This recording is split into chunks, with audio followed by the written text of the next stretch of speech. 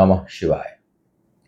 मैं हूं दीपक दुबे और उपस्थित हूं आपके साथ आज नाग पंचमी और काल सर्प के बारे में जानकारी लेकर के क्या इस दिन इसका प्रयोग आप कैसे कर सकते हैं। तो सबसे पहले तो आज श्रावण मास की शिवरात्रि है, त्रयोदशी तिथि है जब ये वीडियो बना रहा हूं। तो भगवान शिव की कृपा आप सभी के ऊपर हो और चहुमुखी विकास हो, जीवन संतुलित रहे, ये जो है मंगल कामना आप सभी के लिए मैं करता हूं। नाग पंचमी 29 जुलाई को पड़ रही है और बड़ा अच्छा योग देख रहा हूं इस दिन है, शिव योग है इस दिन। और पंचमी पूरे दिन मध्य रात्रि तक व्याप्त है, तो आप जो है इसका प्रयोग बड़े अच्छे से कर सकते हैं। एक चीज अपने दर्शकों को स्पष्ट कर दूं कि काल सर्प का सीधा संबंध सांपों से नहीं है। जब अगर आपकी कुंडली में काल सर्प योग तब बनता है जब समस्त ग्रह राहु केतु के मध्य आ जाएं। रिवर्स चलते हैं राहु केतु, तो राहु और केतु के बीच अगर सारे ग्रह आ जाएं, जैसे मान लीजिए लग्न में राहु है, केतु जो है सप्तम में है और आपके सारे ग्रह जो है वो द्वादश, एकादश, दसम भाव, भाग्य स्थान, अष्टम ऐसे बैठे हो, तो सारे ग्रह अगर आ गए तो काल सर्प हो जाता है। चंद्रमा सिर्फ बाहर हो तो भी बन ही जाएगा, क्योंकि वो आंशिक में आ जाएगा। चंद्रमा बाहर अकेले हो तो वो कमजोर माने जाते हैं।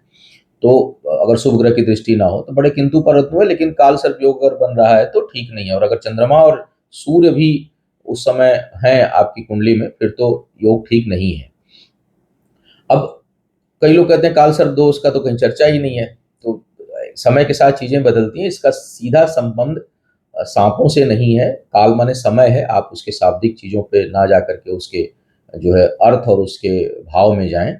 और यह विषाक्त योग बनाता है, एक एक दूषित योग बनाता है। काल सर्प से प्रभावित लोगों की कुंडली में, कई बार लोग बोलेंगे हिटलर की कुंडली में भी था, इनकी कुंडली में भी था, बहुत से लोगों में मिलता भी है ऐसा, क्योंकि लंबे समय तक प्रभाव रहता है तो बहुत से लोगों की। लेकिन एक चीज जरूर ध्यान रखिएगा कि काल सर्प योग की कुंडली अगर होगी तो आपका कोई क्षेत्र बहुत बढ़िया होगा और कोई क्षेत्र उतना ही खराब होगा। ये इस तरह का प्रभाव जरूर देखने को, असंतुलित तो कर ही देता है, संतुलित जल्दी नहीं करेगा। हाँ, अब ये कई बार होता है कि भाई अन्य ग्रह जो है वो बड़े प्रभावशाली हैं। बुध बहुत अच्छी स्थिति में है, गुरु बहुत अच्छी स्थिति में है। कम से कम ये दो ग्रह अगर बहुत अच्छी अच्छी स्थिति में हो तो काल सर्प का प्रभाव कम हो जाता है। और पितृदोष ना हो, सूर्य चंद्रमा के नक्षत्र में राहु या केतु ना हो, या साथ में ना हो, शनि के साथ ना हो, तो ऐसी स्थिति में जो है इसका प्रभाव कम होता है, इसमें कोई संदेह नहीं है। लेकिन यह दोष जो है वो विचलित तो कर ही देता है। जिस भाव से बनेगा, पंचम से बनेगा तो आप संतान शिक्षा के क्षेत्र में परेशान रहेंगे, आय स्थान से भी प्रभावित रहेंगे। सप्तम और लग्न पे बन गया तो स्वास्थ्य, जीवन साथी, कार्य, व्यवसाय सब डिस्टर्ब करेगा। सेकेंड हाउस अष्टम से बन गया तो भी स्वास्थ्य और धन के लिए ठीक नहीं है। चतुर्थ दशम से बन गया तो भी आपके अपने स्वास्थ्य, पारिवारिक जीवन, कार्य क्षेत्र के लिए ठीक नहीं है। भाग्य स्थान तीसरे भाव से बन गया तो करीबी लोगों से अक्सर वाद विवाद, धोखा, भाग्य में अवरोध, उतार चढ़ाव, यानी ये थोड़ी बहुत राहत अगर कहीं मिलता है तो वो मिलता है छठे और द्वादश से बन रहा हो तो वहां पर थोड़ा इसका प्रभाव कम हो जाता है। अन्यथा लगभग हर जगह जो है वो समस्या उत्पन्न करता है। दूसरी बात, अगर कुंडली काल सर्प दोष से प्रभावित हो तो फिर, और उसमें राहु केतु की दशा अंतर दशा आ जाए, वो समय बड़ा कष्टकारी हो सकता है। तो अब सवाल ये उठता है कि भाई वैदिक ज्योतिष में तो पूजा पाठ को हम लोग महत्व देते हैं और पर्सनली मैं भी उसको बहुत अच्छा मानता हूँ। तो इस समय का प्रयोग श्रावण मास की जो शुक्ल पक्ष की पंचमी है उसको नाग पंचमी भी कहा जाता है। अच्छा, अगर ऐसे देखा जाए कि नाग पंचमी क्यों बोला गया है, तो देखूं तो बरसात के मौसम में भाई अब तो मेट्रोज है ना। अगर आपसे 100 साल 50 साल पहले सोचें तो शहरी आबादी या जो नगरीय व्यवस्था थी वो तो बहुत कम क्षेत्रों में बड़ी सीमित थी। बाकी तो पूरा का पूरा देश ही जो है वो गांव और जंगल और तालाबों से और वृक्षों से भरा पड़ा था। तो सांपों की बहुतायत होती है इस सीजन में, इसीलिए पूरा साक्षात काल है भाई, डस दे। आज देखिए कितनी वो घटनाएं होती हैं। तो इस वजह से, और मारने का विधान नहीं है हमारे धर्म में कि जीव हत्या न करो, तो इसलिए सांपों की उस दिन पूजा करें ताकि नाग देव। अच्छा, पहले के समय में अगर देखा जाए तो कोई बचाव का रास्ता भी नहीं था। मतलब अगर सांप डस ले, या जड़ी बूटियां थी जो जानकार थे वो करते थे, अन्यथा तो पूजा पाठ, देवता। और चूंकि हम लोग, हमारे धर्म में हर किसी को देव स्वरूप ही माना जाता है, तो नाग देवता और नागों की तो बड़ी महिमा है, तो इसलिए एक दिन निर्धारित है और भगवान शिव को बड़े प्रिय, उनके मस्तक पे विराजमान है। तो इसलिए सावन में पंचमी को नाग की पूजा करने का विशेष महत्व है, तो सांपों की पूजा की जाती है हम लोगों के, हमारे क्षेत्र में भी की जाती है और भारत में बहुत क्षेत्रों में उस दिन जो है वो नाग देवता की पूजा की जाती है।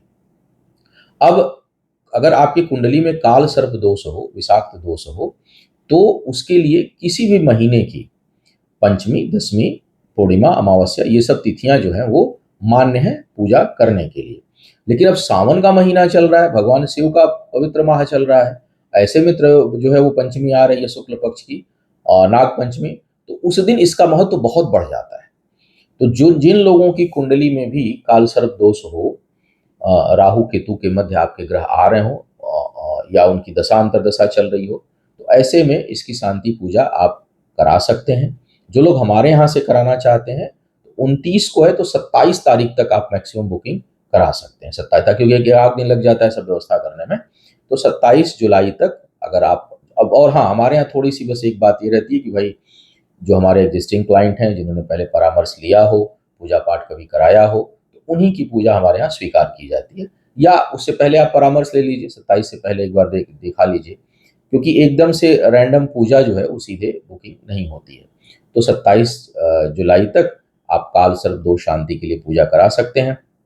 अभी 9 अगस्त तक श्रावण मास की शिवरात्रि है।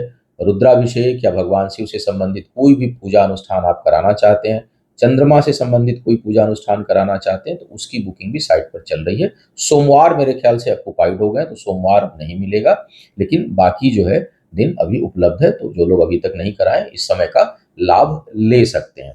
इस बार की नागपंचमी बड़ी विशेष भी है, मैं देख रहा हूँ, जैसे मैंने कहा कि भाई शिव योग हो रहा है, पंचमी भी पूरे दिन व्याप्त है, तो बड़ा अच्छा संयोग है और इस दिन का आप लोग लाभ उठा सकते हैं। तो उम्मीद है कि जो है इससे आपको कुछ, इस सूचना से आपको लाभ मिलेगा, मार्गदर्शन मिला होगा। आपका आने वाला समय शुभ हो, आयु, आरोग्य और ऐश्वर्य की वृद्धि हो। इन्हीं शुभकामनाओं के साथ आपसे विदा लूंगा। पुनः मुलाकात होगी किसी नए विषय पर, तब तक के लिए मुझे आज्ञा दीजिए। ओम नमः शिवाय।